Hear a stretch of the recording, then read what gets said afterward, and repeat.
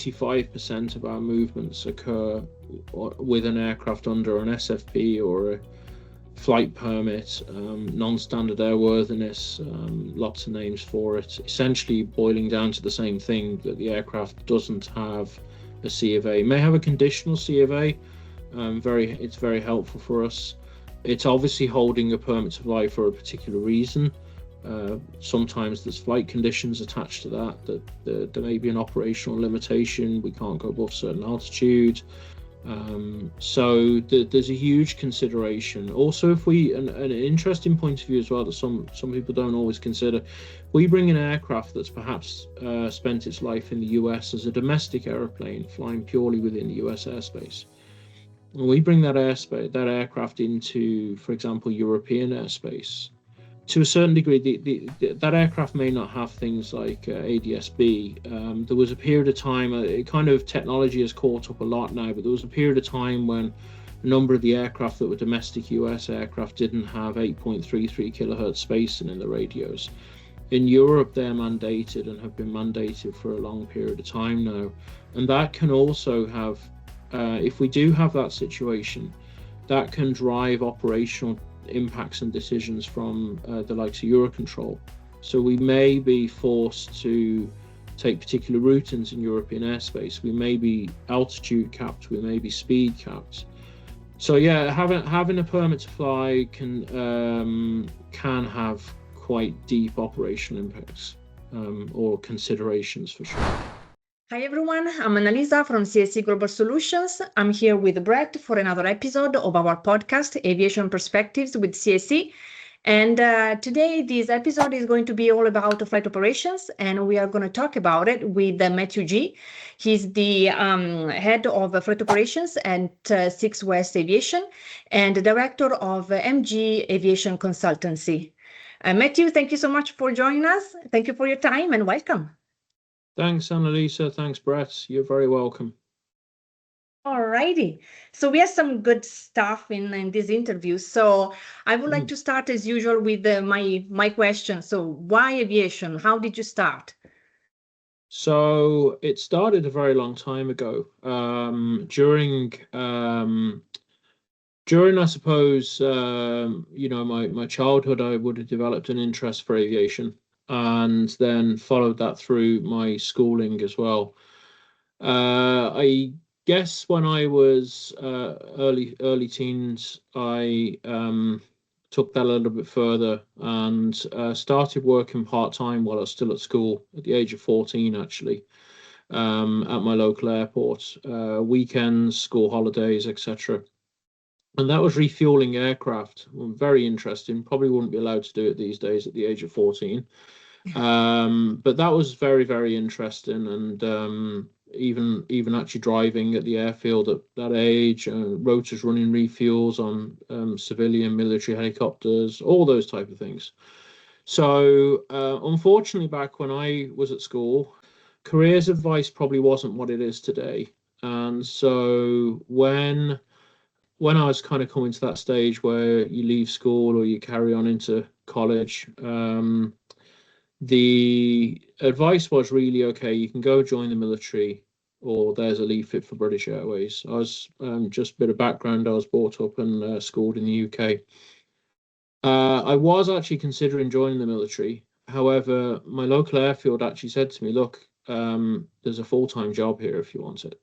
And okay, that's it. That sounds good. And so I left school actually at 16.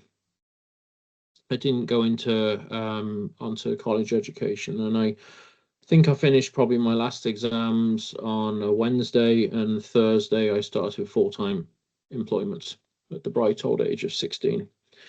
And did a period of time carrying on refueling the aircraft. And then my local airfield, there's a lot of opportunity. And so an opportunity came up to move actually into air traffic control at the airfield, who were running a flight information service. It wasn't air traffic control, it was the grade lower flight information service. And I worked as an air traffic control assistant, which was a huge variety of work. And Things like airfields, controlling the vehicles on the airfield, for example, booking in and out, coordinating with their ATC units, updating the AIPs back in the days when there was all paper. Only trap the fingers in the ring binder once or twice, I think. You never make that mistake again. Receiving the weather from the Met Office via fax, coordinating with other ATC units, etc. Hugely interesting job. Love that opportunity. From there, I suppose, then I moved into work within the flight training industry and worked at flight training school at the airport that was very busy training not only private pilots but also commercial pilots and particularly flight instructors. And that was at the time when things were moving from national regulation to the CAA. The CAA had just been established, and I suppose for our younger listeners, that predates the C.A.C. So there was a huge shift in regulation from purely national-based regulation into this kind of more pan-European type regulation. So a lot of work actually at that stage even involved working with the UK Civil Aviation Authority and actually getting involved in the transition of the company's approvals from still overseen by the UK Civil Aviation Authority, but under the CAA JAR regulations. That's where I also learned to fly, and was at that stage then involved with after getting my license with a lot of the company's positioning flights for maintenance and things like that. So I was very fortunate to enjoy a lot of, I suppose, free flying to build the hours. After a period of time then, and eventually became the operations manager of that flight school. But after a period of time, I moved a gauge higher and went to work in the UK, south of the UK, for a company called CAB, who were at the time the largest flight training organisation in the UK, and was working at an airfield called Elstree. And that was very interesting because we had a very busy flight training school, but there was an arm of the company that was an AOC holder, predominantly for helicopter operations, charters, even flag and banner towing and things like that. But also there was a fixed wing element to that AOC. So I was involved in all facets of that, again, with a little bit of also management of aircraft for owners. So hugely interesting from there, and continued my flying in various guises as well during that period.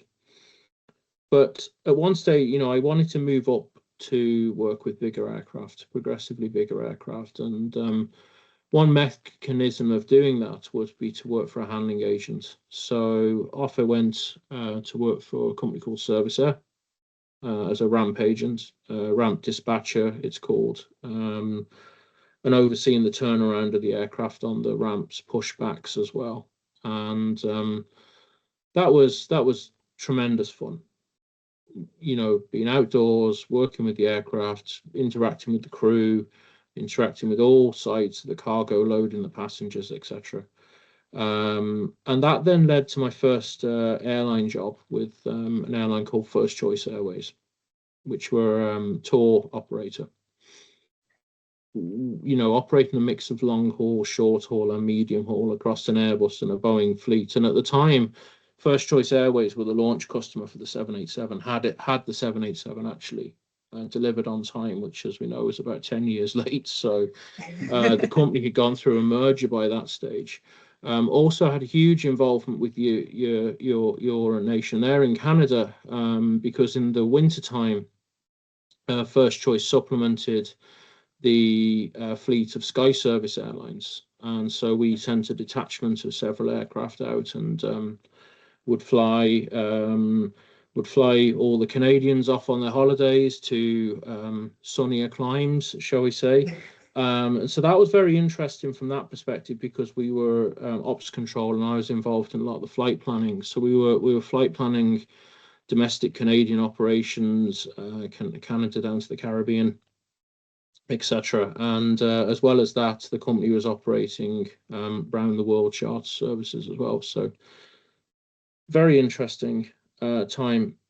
I then moved to Ireland for personal reasons, and got a job, was very lucky to get a job with a company called Aer Arann, who were an Irish regional airline operating typically domestic flights in Ireland, ops to the UK, into near Europe, so France, and very different type of operation, working in ops control, as you can imagine.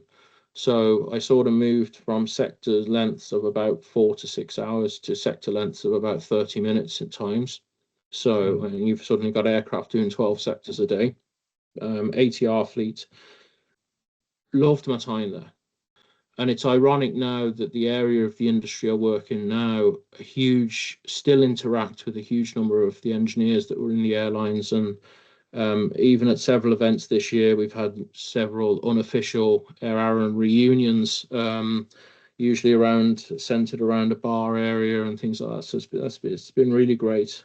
So I did some time in Aer Arann, and Aer Lingus at the time then was starting to look for long-haul flight planners, people with qualifications for that, and I had that from the UK.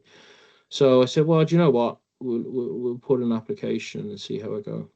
And managed to get the interview straight after a night shift in Aer Arann, and turned up to the interview, passed the interview, and was given a job in Aer Lingus. Again, another interesting transition. So from a regional carrier, having worked also for an airline in the UK, into effectively what was at the time still a state carrier, and the very large infrastructure that goes around a state carrier. And saw lots of change in Aer Lingus, as Aer Lingus had to modify to grow with demand and keep up with competition from Ryanair and things like that. So, but very positive time in Aer Lingus. Really enjoyed my time there. Took on some additional roles as well within the ops control, so such as train the trainer courses, effectively line checking for the company's IOSA approval. As they took that, and yeah, things like that, and still have a lot of friends from Aer Lingus, pilots and engineers and colleagues in ops control, etc. After that, and there was a job came up at C.A.E. Park Aviation at the time as the head of ferry flight services. So complete sidestep to what I was doing into the aircraft leasing sector. So took on that role, very, very interesting role, huge variation from what I had been doing with the airlines, to working with aircraft lease transitions, different registries, different regulations, etc. And enjoyed my time there. And then back in 2017, 6 West came knocking, and it was to try and get the ferry operation established and at 6 West and grow that operation. So I moved over initially as director of ops, and the company's grown exponentially since then. We've headcount has grown, movements have grown. So yeah, we do pretty well. And that role really involves my role now, I suppose, isn't so dissimilar to my role when I started in the company. It's overseeing the ferry flight operation, from a regulatory perspective, from a compliance perspective, from a company perspective as well. And it brings huge variety. You could be dealing with customers 1 minute to dealing with regulators and regulation, etc. The next. So that's yeah, that's me. And then my own company, MG Aviation Consultancy, really specializes in audit services, and perhaps we'll talk a little bit more about that as we bring the script onwards. Yeah. Yeah, wow. I like that you cover a lot of different positions during your career. It really gives you a better understanding of the aviation as a whole. I like that. Yeah, it's been a strange career. It's 30 years in aviation this year, all told. So yeah, it's covered a lot of areas. So yeah, been very lucky. I have a question for you, and this is maybe, well, it'll be off the record a little bit, but my career has been very similar in the way that I moved around a lot. And it was always in pursuit of something interesting next door or across the street or whatever. And I found that, I mean, I've been involved with flight training units. I've been involved with small AMOs, corporate aviation, commercial airlines, corporate airlines, all kinds of different things. And I feel very much that it's rounded me for, I mean, I feel comfortable in jumping into almost any situation in aviation. I mean, I've done manufacturing, parts approvals, all kinds of things. But I often wonder, like I've moved around a lot, and I wonder what it would have been like to stay in one place and you know, not too many people do it anymore, but spend 30 years at one job, you know. Have you ever felt that way, or have you embraced all of the change along the way? A little bit, yeah, a little bit. There's been times like that, absolutely. You know, I think, and there's you know, there's certainly been times over the years when I say, God, you know, I wish I was back in the airline, you know, with a nice schedule, and you know, you essentially know what you're doing from day to day, week to week. Right. But at the same time, though, the variety, certainly in the roles now that I have, the variety is interesting, you know, and I think as well, like to your point, Brett, as well, you know, it's opened the industry so much, you know. I mean, people remain in careers for a huge amount of time, and that's good, and they clearly enjoy that. But I wouldn't have had the opportunities that I've been very lucky to have had I done that at really any stage of the career. Yeah. Well, Matthew, with Six West Aviation, you guys offer ferry operator services. Can you please talk a little bit about ferry operator structure, dynamics, and how they are different from standard operation? Yeah, so it's essentially totally different from a standard operation. The way I sometimes would describe it is a deconstructed airline.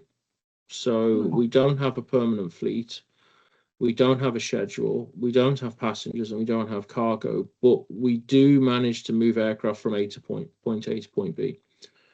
However, there's no schedule. Also, we have to work with a huge number of registers, a huge variety of customers.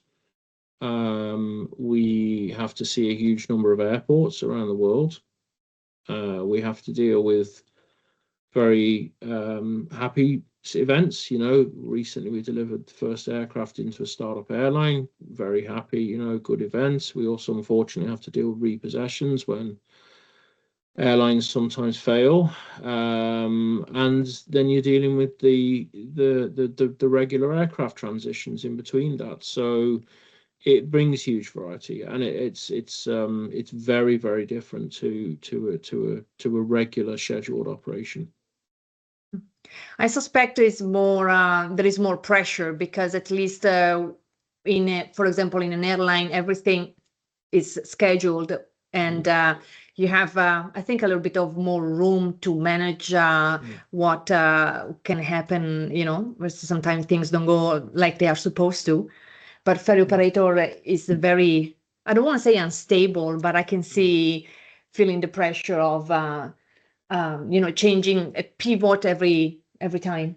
Yeah, you actually bring up a point, an aspect about the structure that I'm curious about, because from a regulator's perspective, this is one thing that we definitely look for is the structure, because it's not the typical AOC structure of an airline, right? So we focus on things like flight watching, like who's monitoring all of these aspects that would normally be in place for a normal airline, right?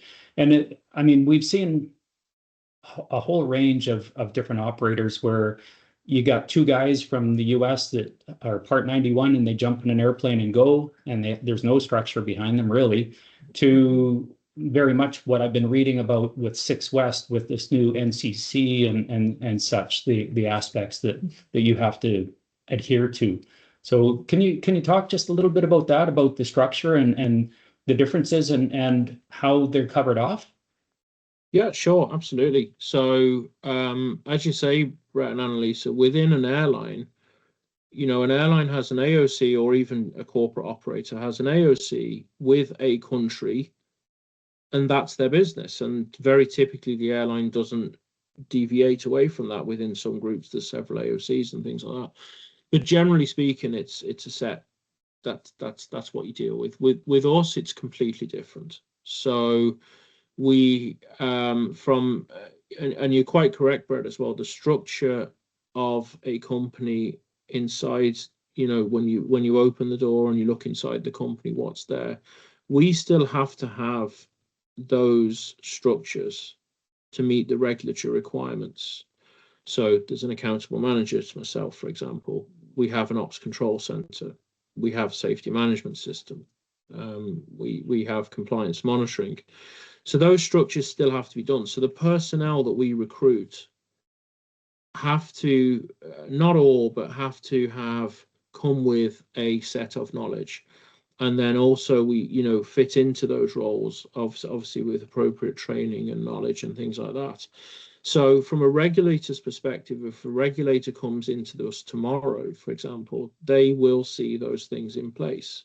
But they simply have to be, because as I said to somebody there recently, we're an aircraft operator, and we have all the legal responsibilities that an aircraft operator has. Only the fact that we don't have a schedule and we don't have the components that typically make up a regular aircraft operator. We may go several days without flying an aeroplane, then we might fly 4 or 5 aeroplanes on the same day. We had a situation there only recently where we were flying aircraft and we were dealing with 3 different registers. And they're the sort of things that, obviously with each register comes different regulatory requirements. So they're the situations that somebody working within an AOC environment doesn't have to typically deal with, whereas we do. And we also have very limited forward visibility on our flying program. So that again is a really core difference. And with the exception of probably charter operators, who equally generally don't have huge visibility on their flying program. Airline has 6 or 12 months visibility on its flying program. We don't have anything like that. So knowing what's coming at us and also having to respond to that in a compliant manner is a challenge for sure. But it's a challenge that you have to have, right? Because we at the end of the day, when the buck stops, we are an aircraft operator. Yeah. And yeah. Yeah, there are 2 things that I would like to highlight, because what Brett was referring yesterday, we were preparing for the interview and I went through 6 West website and I found this nice interview where you guys were talking about these NCC, MCF, I believe. And I think it's interesting to highlight that under EASA, if you are moving a EASA registered aircraft, you have, as a ferry operator, you have to have an approval, a proper approval with this NCC, while we have heard stories, watched videos of other like Part 91 ferry operator jumping on an airplane and just go.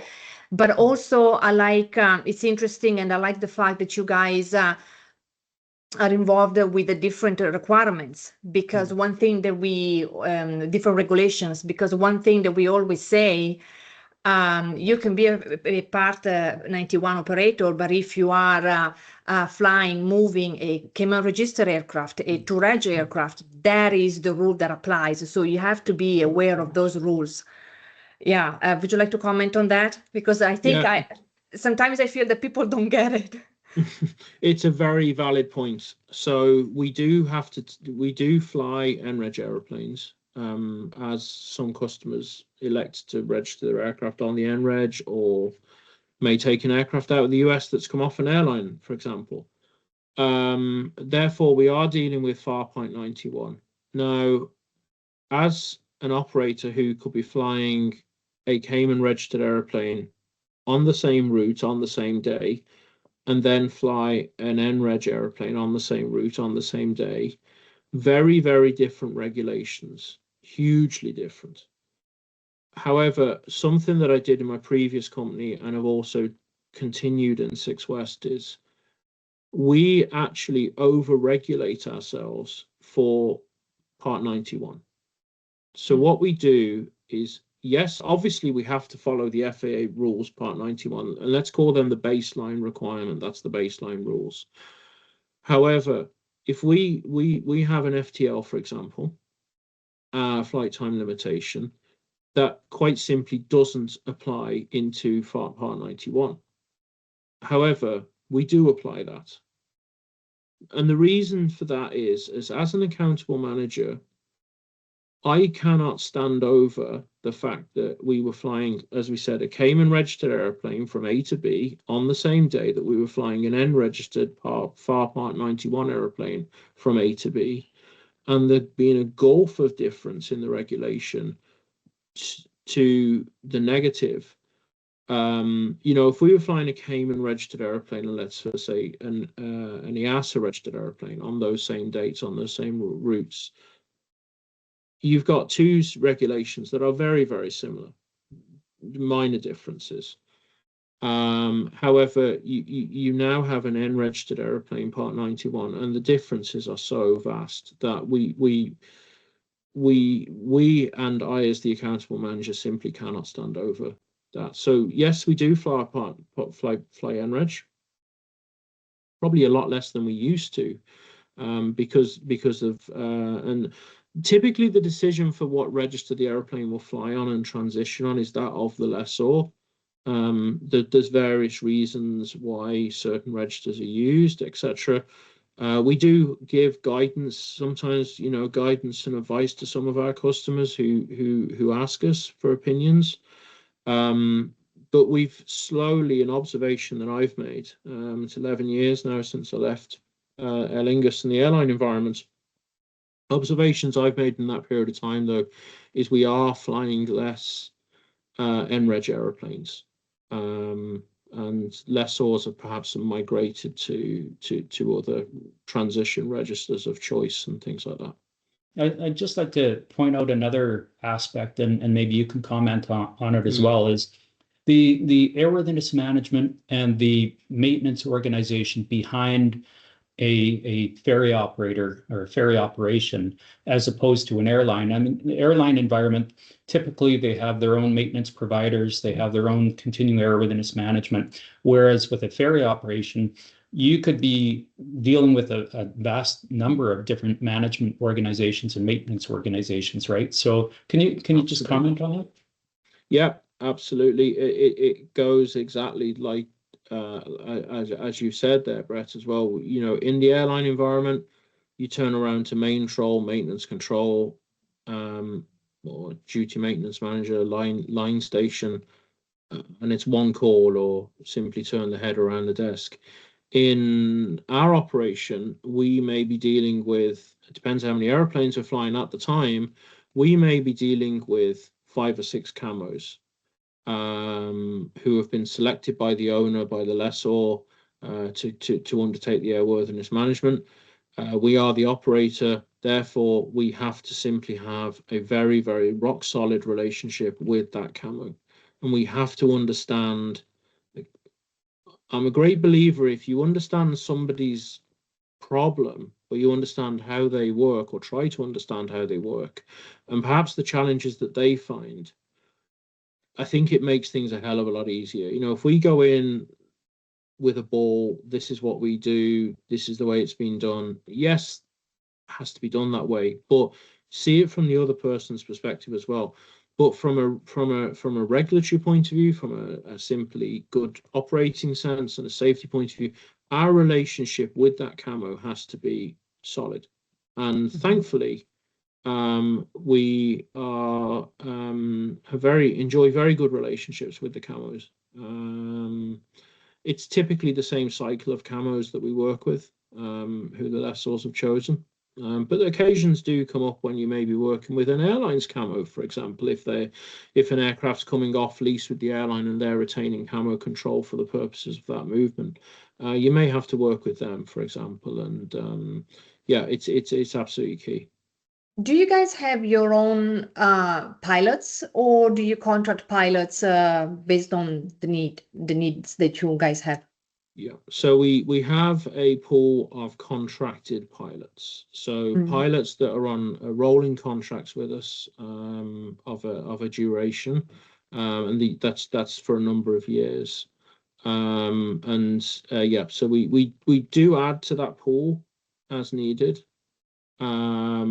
We're fortunate that we don't have to add to the pool very often. But yeah, so we have pool of contracted pilots. However, for us to induct the pilot, they have to go through, I wouldn't call it a selection process, it's probably the wrong word, but there is certainly a miniature selection process, perhaps we'll call it that, where we're looking at that pilot's history, we're looking at that pilot's training records, where there's a vetting process with that pilot. But we're quite fortunate that we don't have to increase that pool very often. One thing though we have seen is, I think as all the industry is seeing, is shortages of pilots are starting to occur. I think the airlines are probably facing that problem to a far greater extent than we are. And during the COVID period, particularly, where a huge number of pilots were either in a furlough situation or unfortunately probably lost their job altogether, and things like that. So. Coming back to the interview article that you guys have on your website about the NCC MCF, you guys were mentioning the fact that the training that pilots receive is a little different from an airline pilot because they may do maintenance checks, so the flight path and the operations is different. So I suspect that the pilots that you guys have with contract, they will have to stay up to date with training. Yeah, that's correct. Yeah. So when we're operating a normal, I suppose, a normal A to B ferry flight, that's a very different operation than a maintenance check flight.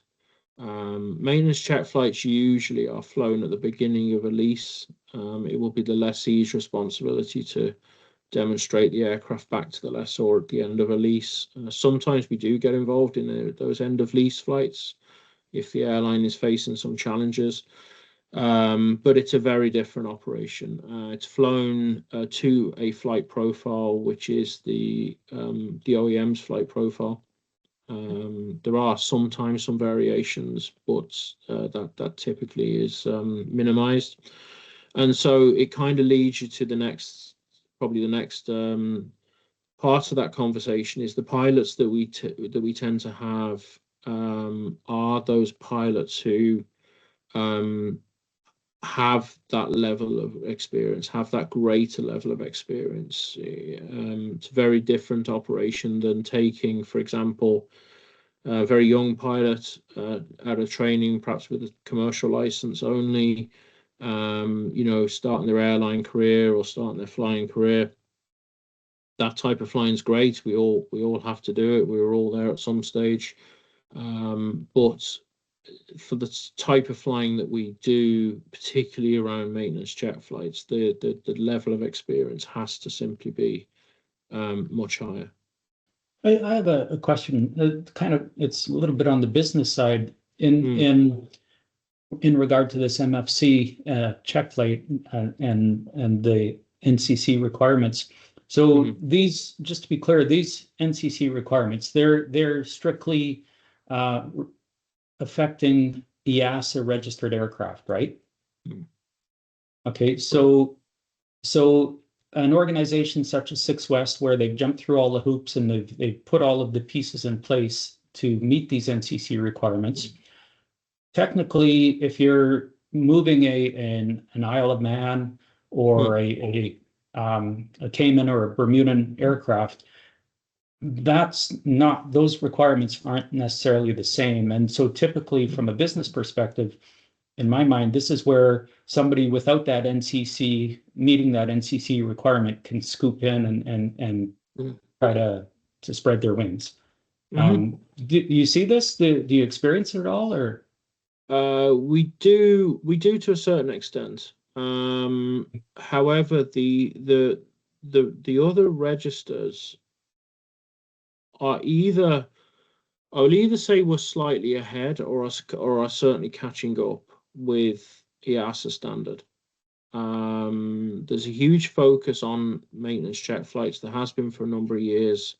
Unfortunately, following within the airline industry a tragic accident a number of years ago, and I suppose some very industry highlighted incidents. So yeah, it's something that the CASA, I suppose, is a probably outlier is the wrong word to use. EASA does have a certain set of regulations. Other registers, however, are similar, perhaps not identical, but are very similar. OEMs as well have an awareness of the end of lease or change of operator demonstration profiles. So yeah, things are changing. I mean, it's a very different picture than 11 years ago from a regulatory perspective. But I feel though that that's all. Everything has moved in a direction that it has to move in. It had to move in. I don't perhaps feel that any of the regulations that have certainly changed in my time are probably, I wouldn't call them a bad thing. I think everything is done, has been done with the correct intention. Probably the register that probably would have to start, probably has to change a little bit is the FAA. My personal opinion, and it's strictly a personal opinion, is probably aircraft over 5,700 kgs and higher probably need to sit in certainly for lease transitions. I get private operations, BizJet ops and things like that, operating Part 91. Certainly though, for lease transitions, probably need to sit in a slightly different category. I wouldn't quite say Part 121. It's not quite Part 135. It's probably something in between. What you would call it, I don't know. But the fact that under Part 91 you can quite literally fly an A380 or a Cessna 150 under this in the same regulatory manner, I think is slightly challenging. Probably things have evolved in aviation that Part 91 was originally drafted for a kind of different time in aviation, I think. So yeah. Yeah, it comes to mind a couple examples of Part 91 ferry operators that they tend to bring their rules to the table as opposed to, and this actually brings me to another question I'll come back to regarding standard operating procedures from some of your pilots that obviously are working other jobs as well, right? But I've seen firsthand Part 91 operators go pick up an aircraft in Africa that has sat for 2 years with no maintenance and jump in it and fly it to Florida. Basically, the conversation we had was, I've been flying for 20 years and I know what a serviceable airplane looks like, and we're going to do it. And they did it. So, good on him, I guess. He made it. But it's not really what you want to hear, from a regulatory perspective, certainly no. It's not the ecosystem I like to sit in. I also just mentioned standard operating procedures and pilots potentially bringing them what they know with them, and that's something we see in all aspects of aviation. I mean, it's not uncommon; it's human nature to bring what you know with you into a situation, right? So I'm curious, because you use the contract pilots, and I'm sure a lot of them have other jobs that partly how they maintain themselves, obviously. They would have their own SOPs coming into the situation. Do you ever find situations where there's a conflict and maybe people aren't adopting, in your mind, the way they should be? There's probably a two-parted answer to that, yes and no.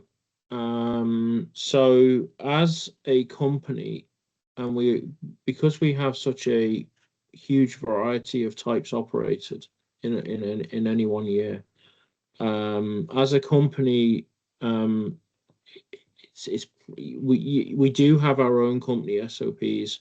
However, when I say that, they're not SOPs that are the same SOPs that you would see in an AOC environment. It just wouldn't function. It wouldn't work. So what we as a company do is typically if two pilots are flying together and they're from the same, if we've a mix of active retiree pilots and also active still within a commercial or private operation pilots. So if two pilots who are active pilots, let's say they still have another job, if they're flying for us together, we actually encourage that they use their company SOPs because that's what they're familiar with, and they're doing those SOPs day in, day out, and they're in the classroom twice a year having them refreshed and reinserted and things like that. And I believe that that's the safer option. For active retired pilots, we revert to OEM SOPs. And that's a position that I've discussed with a number of regulators over the years, and from a regulator's perspective, they are happy with that position. We do, as I say, we do have our own company SOPs. However, they are more around the surrounding of the operation. So there's layers of protection within that built in as well. Right. I just wanted to touch also on something else you mentioned, the OEM procedures. So I'm seeing more and more where OEMs are starting to have input as to who can conduct these MCF flights. And I just like to point out that if the OEM has a recommendation and an operator chooses to not follow that recommendation, in most instances, that'll land them in a non-compliance with the respective regulatory authority, right? So, Correct. and in doing that, you're also negating your liability insurance, because in order for your insurance to be valid, you have to be in compliance with the regulation, right? So just a few key aspects that people, subtle nuances that maybe some people don't think about when they decide to just jump into flying an aircraft, right? Yeah, right. Absolutely correct. Yeah. OEMs. It's certainly a change that I've seen. OEMs are absolutely a little bit and quite a lot more interested actually in who's flying their airplanes from a product liability perspective, and it's all centered around regulation and litigation, etc. And that's absolutely correct. And if you choose to deviate away from those OEM procedures, recommendations, etc., yes, you are straight into the realms of invalidating potentially your insurance at various points of that insurance policy and protection. Right. And not to say that you can't, but that would involve discussion with the respective authority, right? And getting their buy-in to it. So, yeah. Absolutely. It involves that, and also you're very much into producing a hazard analysis and things like that. And as I say, consultation with the regulator as well. Right. Yeah, I would like to come back for a moment on the relationship between the CAMO and the ferry operator.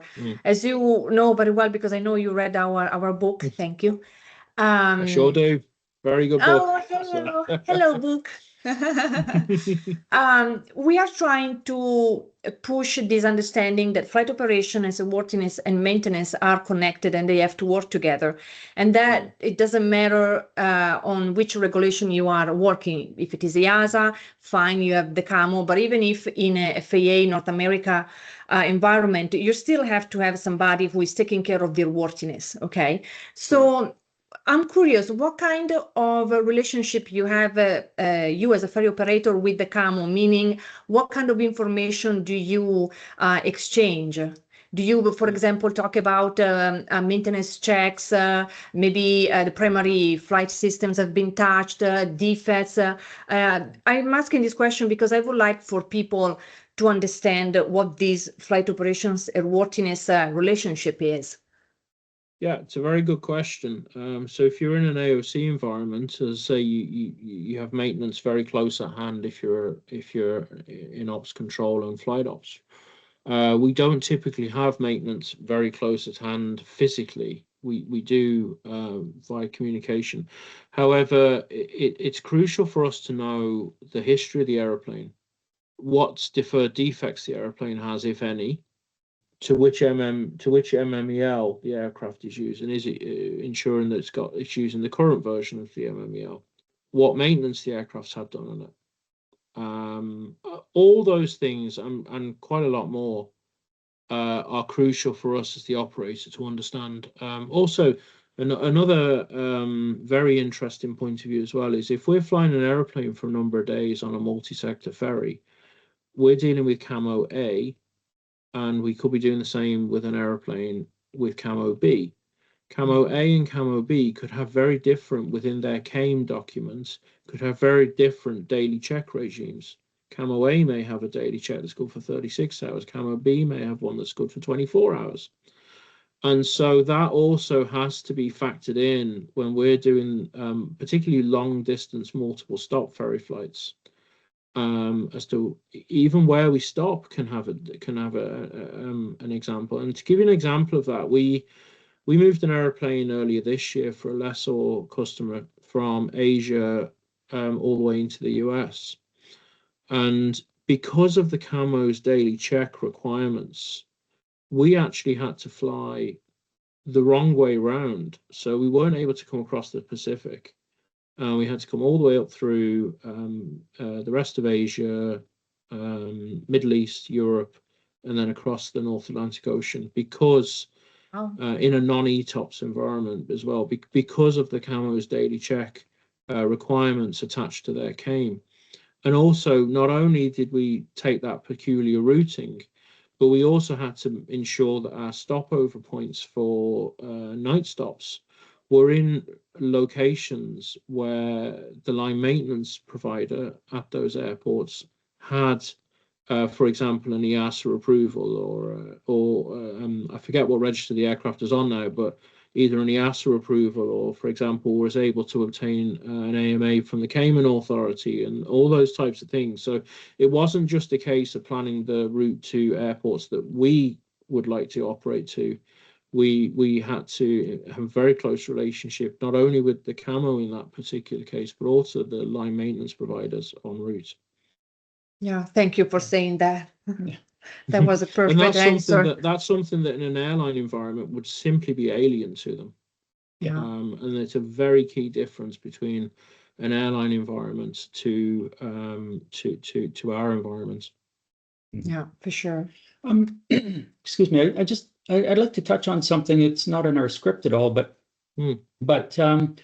I've been in conversations regarding flying an aircraft under a special flight permit, a permit to fly, depending on what terminology you're using for the day, and the inherent idea that it's being operated outside the normal realm, therefore the operational background that you would need for an aircraft that you're flying under a certificate of airworthiness isn't necessary because it's not being flown under a normal flight authority. Have you any comment on that, or have you had any experience in that aspect? Yeah, lots. So about 95% of our movements occur with an aircraft under an SFP or a flight permit, non-standard airworthiness, lots of names for it, essentially boiling down to the same thing, that the aircraft doesn't have a C of A. It may have a conditional C of A. It's very helpful for us. But from an operating point of view, the difference between an aircraft with a certificate of airworthiness to one that's holding a special flight permit or a permit to fly is huge. It's obviously holding a permit to fly for a particular reason. Sometimes there's flight conditions attached to that there may be an operational limitation. We can't go above certain altitude. Even down to having to fly aircraft daytime VFR only in certain cases. So there can be huge variations. It also affects which permits we get, which overflight permits we get as well. So one of the good things within the land of EASA is that as long as we're only flying within EASA member states and over the EASA's member states airspace, we could have an aircraft, for example, on the Irish register that's flying from Spain to Germany, and we're flying over lots of EASA member states. We don't need any overflights for that because we're within the EASA member states. The minute we step out of that, particularly if we touch UK airspace, because the UK are no longer part of EASA, that drives the need for a UK airspace permit as well. So there's a huge consideration. Also, if we an interesting point of view as well that some people don't always consider, we bring an aircraft that's perhaps spent its life in the US as a domestic airplane flying purely within the US airspace. And we bring that aircraft into, for example, European airspace. To a certain degree, that aircraft may not have things like ADS-B. There was a period of time, technology has caught up a lot now, but there was a period of time when a number of the aircraft that were domestic US aircraft didn't have 8.33 kilohertz spacing in the radios. In Europe, they're mandated and have been mandated for a long period of time now. And that can also have, if we do have that situation, that can drive operational impacts and decisions from the likes of Eurocontrol. So we may be forced to take particular routings in European airspace. We may be altitude capped. We may be speed capped.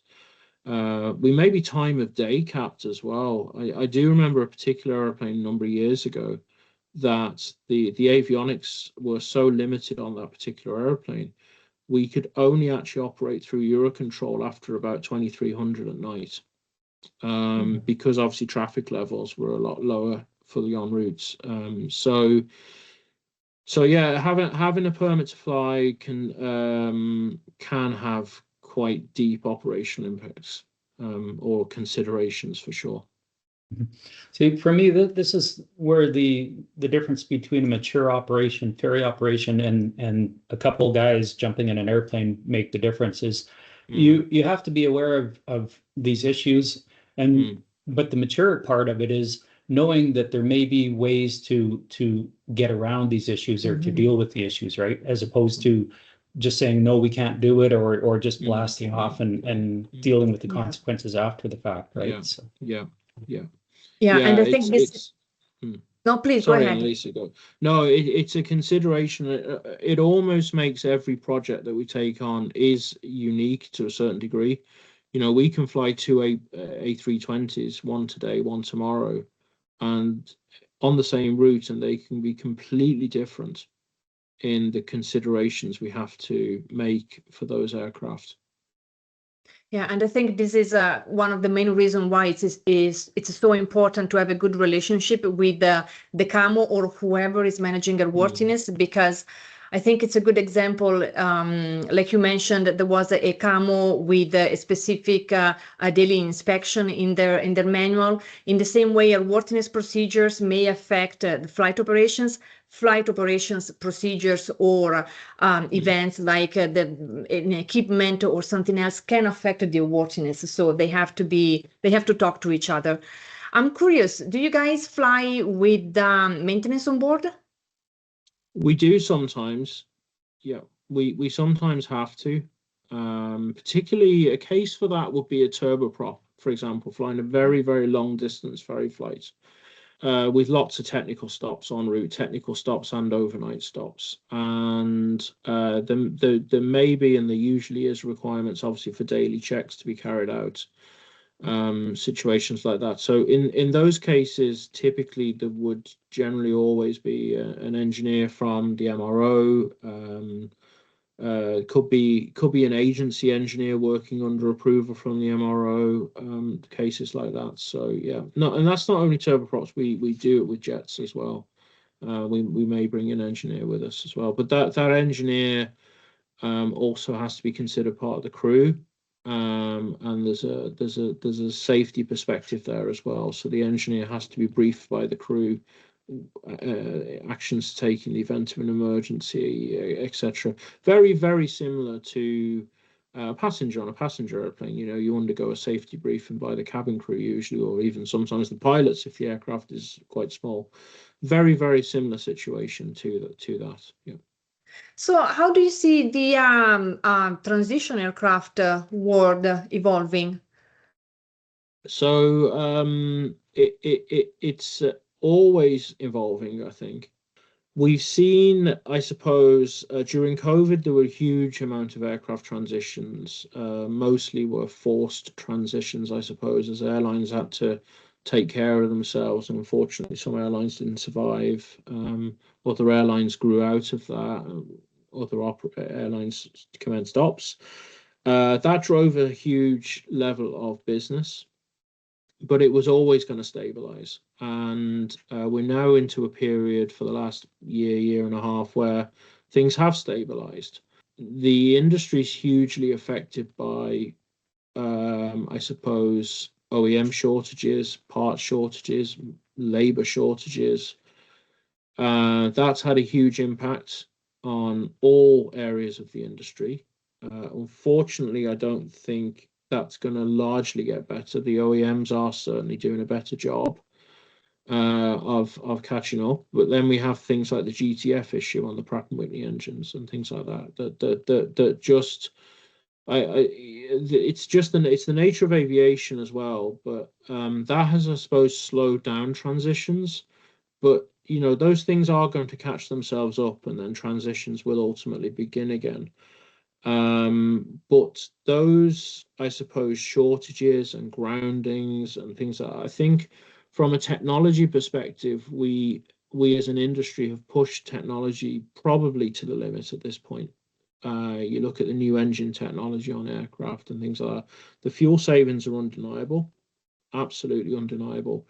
However, if you're an operator and you're faced with your aircraft being grounded for a year upwards while your engines go off to shop and there aren't any spare engines in the markets and things like that, it's kind of reversed your fuel savings when you're paying a monthly lease rate and you're trying to operate an airline with a certain number of grounded airplanes. So yeah, it's an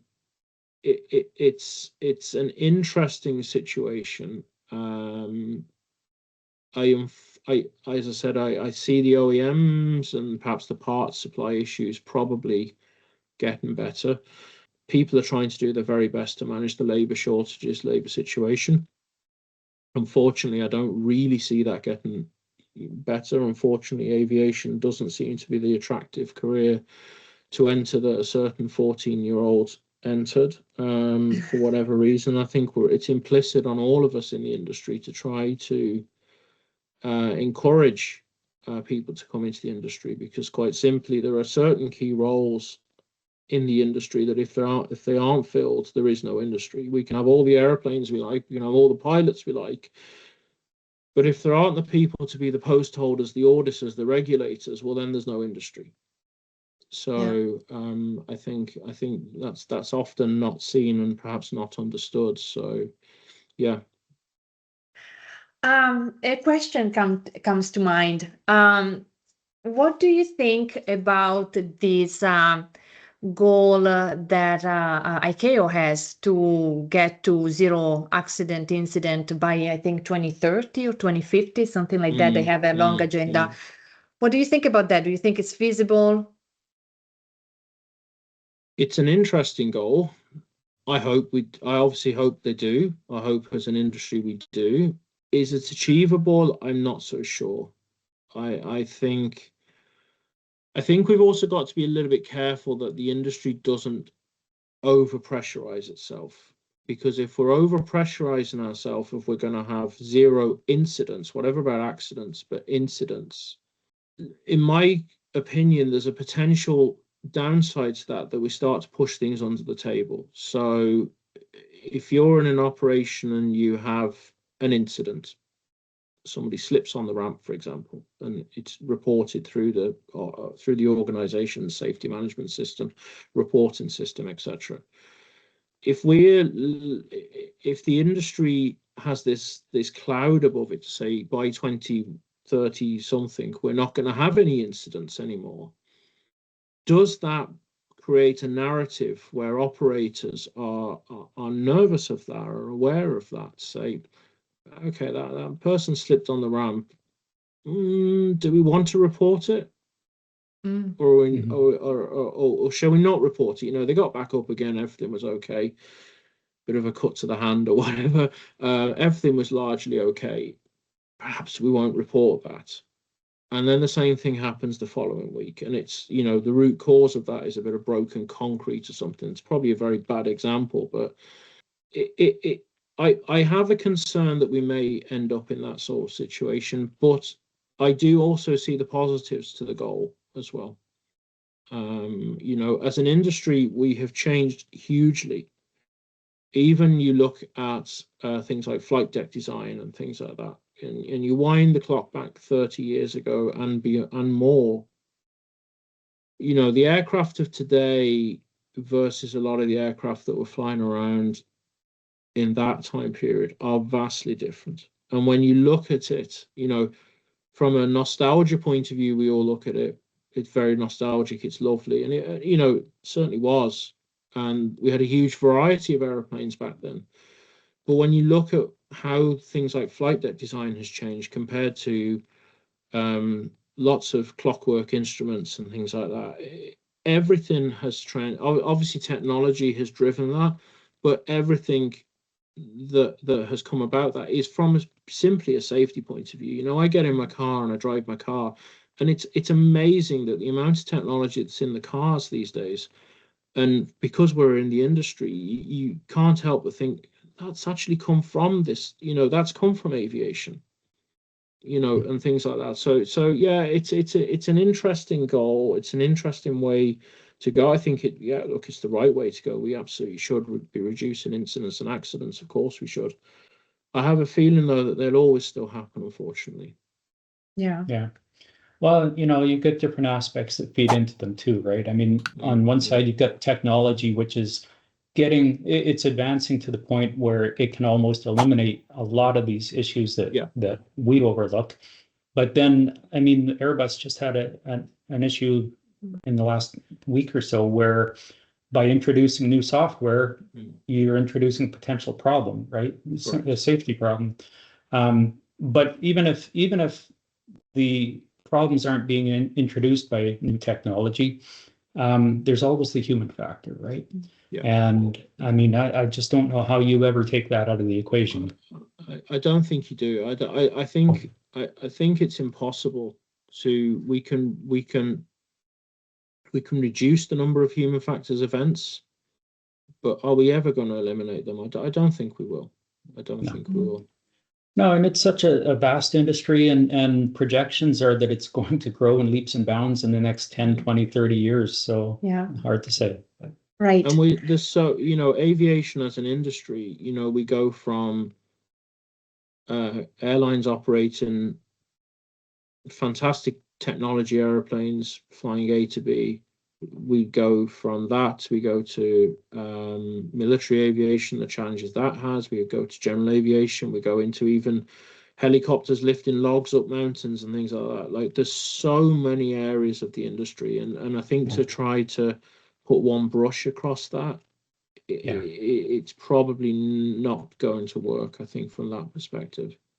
We even interviewed a woman that holds a world record for altitude in a gyrocopter, almost 27,000 and some odd feet, you know, and so there's got to be some risk in that too, right? Absolutely, yeah. I'd like to see her risk register. Yeah. I would like to talk about MG Aviation. So what kind of services do you provide, and why did you decide to make this jump? Yeah, so I decided to do it. So services provided, first of all. So the company is predominantly providing audit services. So I have a QA senior and lead auditor qualification, which actually covers all facets of aviation: flight ops, ground ops, maintenance, line maintenance, even actually into production and those type of areas. Additionally, I'm accredited as BAO under IBAC, the International Business Aviation Council. Accredited is BAO, which is for you'll be very familiar with this, is for business aircraft operators, and rarely is BA, which is for business aviation ground handling. And we say business aviation in 6 West, when we pitch up at an airport, we're actually using those handling agents for ourselves, because again, we don't have a regular operation, so we can't typically use the airline handling agents. So and that's purely because of the very diverse career I've had, where I've touched so many areas of the industry. So I'm able to look after operators and handling agents from that perspective. There's also some consultancy work. Typically, operators looking for increase their manuals, review the manuals from time to time, grow, shrink, etc. And then some expert witness work as well on the legal side of things, which is very, very interesting work. And very detailed work as well, writing expert witness reports and the follow on from that through the legal process. So that's what the company provides. That's what it's there for. Why did I decide to do it? Essentially, it's an interest in those areas, particularly the auditing side.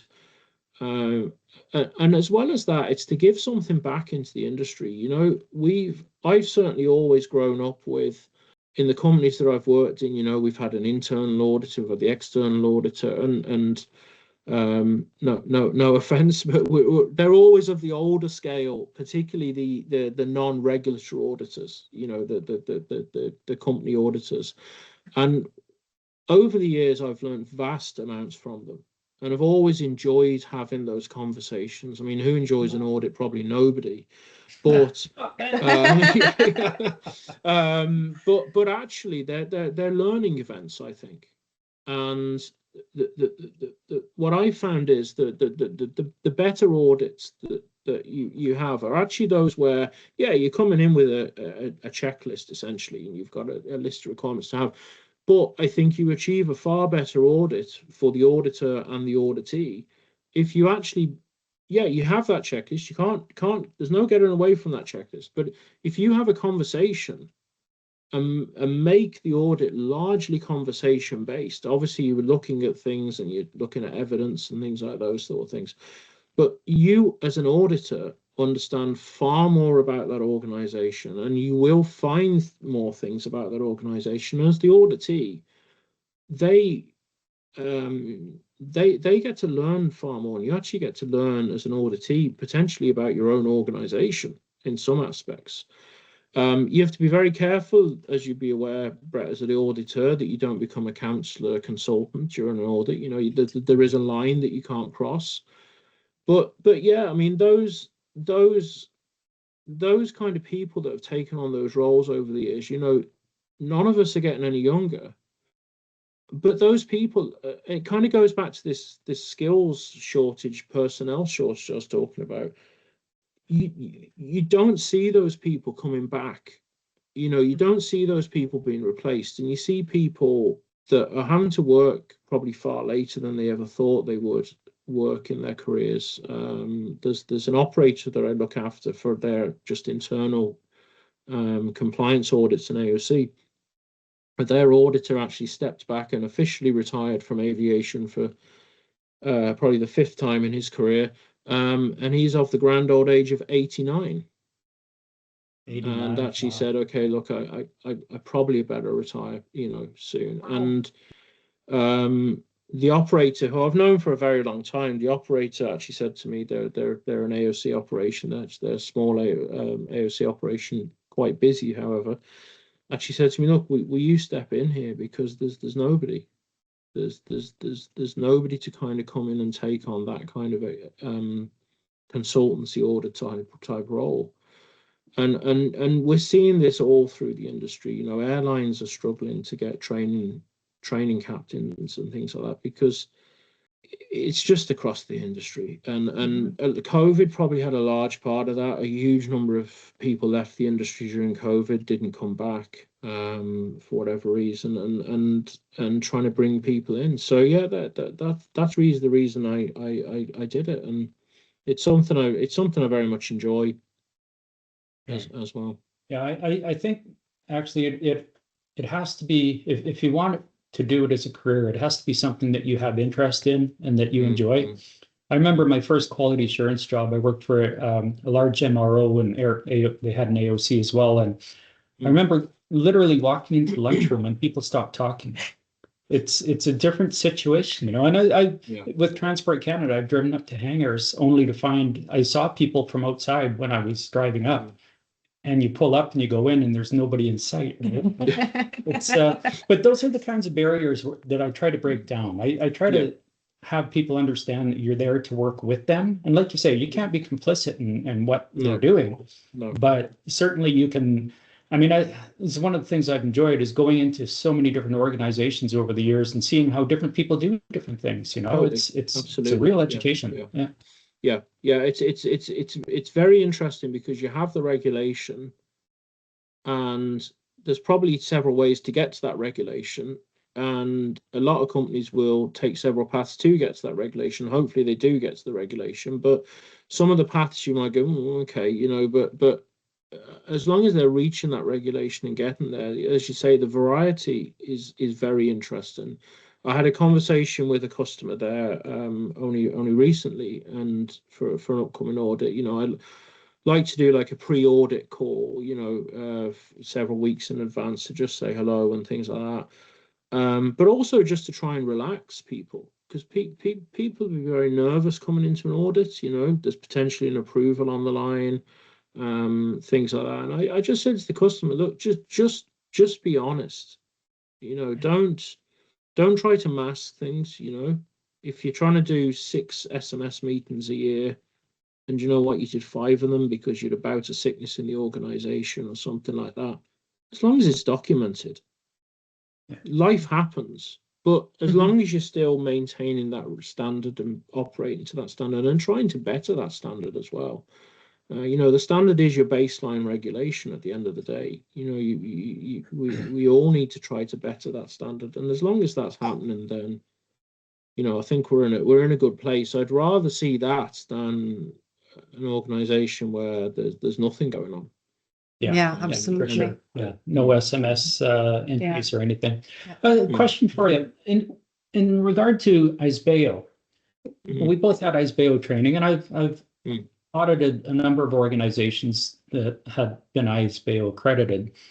You go into an organization as a regulator, and somebody just received their stage 3 accreditation, and I walk out with 5 or 6 non-compliances. And the operator says, well, how can that be? We just had our IS-BAO audit. So maybe you can just comment on how that could potentially happen. Because my take on it is, the actual regulations aren't necessarily what IS-BAO is, the IS-BAO auditor is looking for. They're looking for compliance with their documents, right? So can you just kind of give us a little bit on that? Yeah, there are differences. You know, IS-BAO is a standard. It can also be used, as you know, as an alternate means of compliance for the OTARs. I'm very fortunate that I have the SRQ endorsement, so I can look at operators that choose to use IS-BAO as the AMC. But you're correct. You know, something IBAC make very clear within the IS-BAO program is that there's our standard. And yes, you'll meet, you know, you may meet all the aspects of that standard. Hopefully you meet all the aspects of that standard. However, your regulator is your regulator. So if you're operating on X type of register, unless you're using IS-BAO as the AMC, however, you know, that still though has to meet the regulatory standard. So, you know, you're quite correct. You could walk out of an organization today, and tomorrow in comes the regulator's inspector for a regulatory inspection. And absolutely the organization could produce a number of findings that they didn't produce yesterday, because they've, perhaps for whatever reason, they've sort of deviated away from the state, the registry regulation, and they've perhaps become a little too focused on IS-BAO. I think overall, though, the work IBAC do, IS-BAO, IS-BA, is for the good. It has brought in a standard. This is something that we're particularly seeing with the ground handling, where the work that IS-BAO, IBAC are doing with their IS-BAO program is very good. You know, in Europe here, we have the EASA ground handling regulation coming in 2028, which sounds like a long time away, but we're into 2026 in just a few short weeks. And that regulation as well it's for the positive. You know, people may look at that and go, oh, it's another regulation, it's another burdensome lot of work. But if it's done correctly and administered correctly as well, I think it brings huge benefits. And whilst there will be a bulk of work for handling agents and operators, because operators have a responsibility here too, initially at least, that body of work should start to taper off as the regulation is running. And as long as things like audit reports are shared, you know, for example, one discussion recently with the EASA is, you know, an EASA inspector comes into an organization, does their audit, goes home, and tomorrow an airline customer comes in and does their audit and puts the organization through almost the same audit twice. Well, why not actually take the national authority's audit report and share that with the operator? Because you know, you're potentially it's doing what we've done as aircraft operators, where we're trying to share safety information and much more openly. And I think it's trying to bring that into the ground handling. So the work that is IBAC and is the IS-BAO body within IBAC are doing, I think is good. You know, ground handling particularly, it's a pretty dangerous thing. You know, whatever about flying the aeroplanes, the ground handling is a pretty dangerous thing. And unfortunately, just even in the last couple of years, we've some very tragic incidents on the ramp that, you know, people have to be aware. Yeah, for sure. Yeah. We had an interview with Michael Burt. You may know him. He's the Chief Operating Officer of Aero Advice, and he also worked in quality and doing audits. And it was kind of interesting to hear him saying that it was a job that he didn't really enjoy too much, because he would highlight something, but then things wouldn't change, and it was like, okay, go away, I'll fix it. Did you have this feeling? Do you see that in your experience? Perhaps not that feeling, and it was a very interesting interview Mike did, actually. Not perhaps that feeling, however, I have encountered on an audit resistance to the auditor. And, you know, not from, you know, you start the audit, you do your pre-audit meeting, etc., and you have all the post holders and things like that around a table, and that's great. And then you go out and see the operation, and you talk to the staff of the operation, and that's where I've encountered resistance to the auditor. Why are you coming to look at this? Why are you coming to look at that? I've got my job to do. Why are you trying to disrupt my job and things like that? To a point where actually, unfortunately, I was carrying out an audit, and that resistance was present. And you know, you try to quell that, and you try to calm that situation, and not be in the way and things like that. And that resistance maintained, where ultimately actually there was a small incident that that operator had, not because of me being there, but because of actually them not following their own procedures and deviating from their procedures. Actually having it highlighted to them that they were deviating from those procedures as a ground handling function, and having their way of doing things. I've done it this way for 20 years and it's been fine. Well, guess what? On that day, it wasn't fine. And it was actually right in front of my eyes. And that's the type of resistance I've seen. I've not yet seen where you kind of make a change, come back again, and it's the same again. I'm sure probably I will. But yeah, it's interesting. with the audits that you have been doing, do you see something under flight operations point of view where flight operators really have hard time being compliant with? A little bit, yeah. Yeah, a little bit. I think one of the big drivers of that, again, that I've certainly seen is labour shortage. Right. Where an operator's perhaps lost some key stakeholders or key post holders, has managed to fill those positions back again, but with less experienced staff, and those staff are doing the best to learn, and the operators doing the best to teach them. But it takes a period of time, and it may be the person's first post holder position and things like that. So yeah, it's hard, and you have sympathy for operators. I really do. I've sympathy for airlines and all operators, ground handling agents, charter operators, because it's a hard industry to operate in, and there is regulation there. And at times for operators, and not losing sight that the other half of my job is as an operator. There's a body of regulation there that does take up a certain amount of the day. However, the regulations are there for a reason. They've been developed for a reason. So, yeah, it's tough. It's tough, and at times for an operator, it can be hard. Yeah. So I guess this is one of the biggest issues probably that we have in aviation with the shortage, manpower shortage, because we talk to a number of different professionals and we are all coming with the same issue. Do you see any other issues? And if you do, what can we do about it?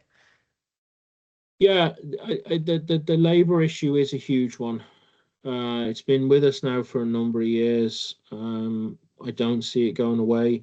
I think the other issues coming at us, though, the industry has a big challenge with environmental issues that I think however, though, the industry needs to be better at speaking more openly at that. You've now got aircraft that are very efficient, very, very efficient aircraft in terms of their fuel burn, things like that.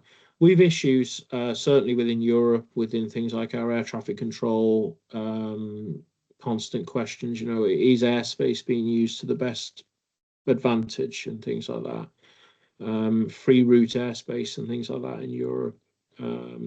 Frequent air traffic control strikes and things like that all that they do is cause airlines to have to either cancel sectors or take huge diversions.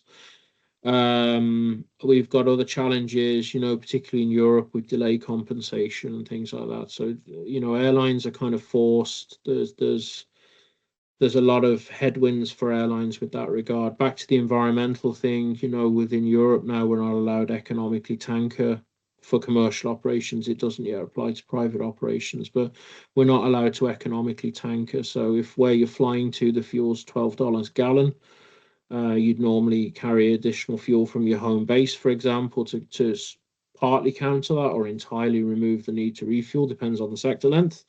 Unless there's an operational reason to tanker, weather, routings, etc., you're not allowed tanker anymore. So that's having a big impact on airlines. I think we've got technology challenges ahead of us. You just see the weekend just gone by, the issue that Airbus ran into, did very well, I think, to try to counter the effects of that. I think there was a very limited fallout from that effect. And credit again to the airlines and the MROs line maintenance who probably had some very long night shifts and things like that. But that problem was raised. It was brought into the public domain, and was solved with fairly limited fallout, thankfully. So we have a huge number of challenges as an industry that's we're having to learn constantly to counter those challenges and improve from it. Yeah. We live in interesting times. Very interesting times. Yeah, very, very, very interesting times. What kind of advice do you have for young professionals or, even professionals that are already working in aviation for quite a long time. What advice do you have? I think so. Probably two parts to the question there. So for people working in aviation for a long time, just try to enjoy it, try to embrace it. It's a hard industry to work in, for a number of reasons, but try to enjoy it. You know, if you're happy in your role, and you're doing that for a long time, absolutely great.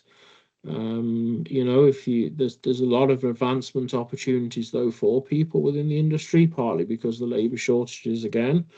For people coming that are young, want to get into the industry, I think do it. Absolutely do it. There's a number of I probably suggest at this stage most countries have various mechanisms of trying to engage with people in school and college to encourage them. Certainly here in Ireland, there's a couple of initiatives that seem to be doing quite well. But I think as well it's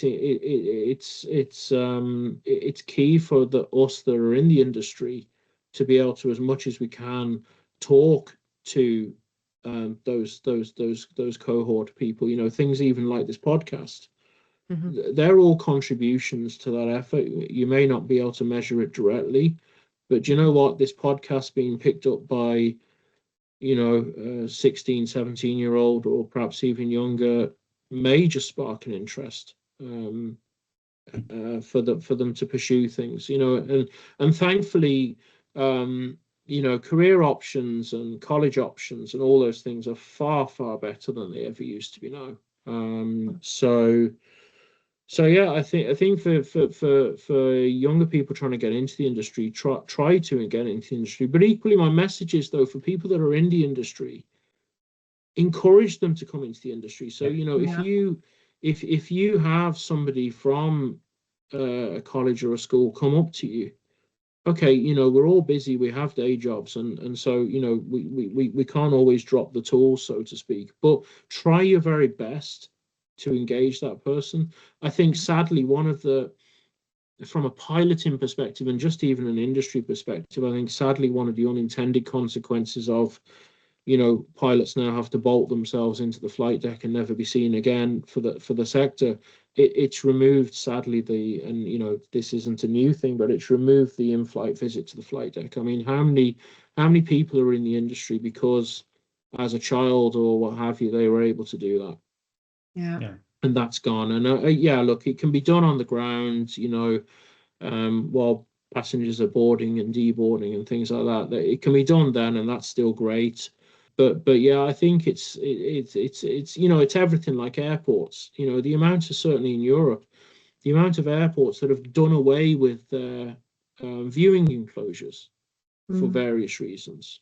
And you know, sometimes there's good reasons for doing that. There's obviously safety. We have to look at safety and security, particularly. But those things can, you know, those things in perspective. You know, airports having viewing enclosures and things like that. Those things just encourage. You know, that it makes the industry accessible. We're now competing as an industry for talent versus a huge number of things that 20 or 30 or even 10 years ago we weren't competing against.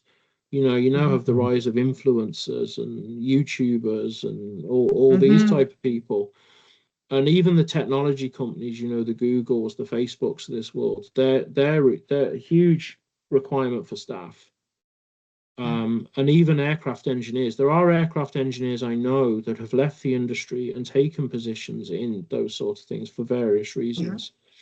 So, you know, we have a number of competing aspects to bring people into the industry, and I think it's just part of the job these days that I think, you know, we need to give that message that there is an industry here. It can be an interesting industry. It can be, doesn't feel like it all the time, but it can be a rewarding career. With huge opportunity. You don't have to just come in and take a job and stay in that job for the rest of your life. Some people do, suits them, absolutely. Other people like myself have enjoyed a varied industry as I've taken the industry over 30 years, you know. So, yeah.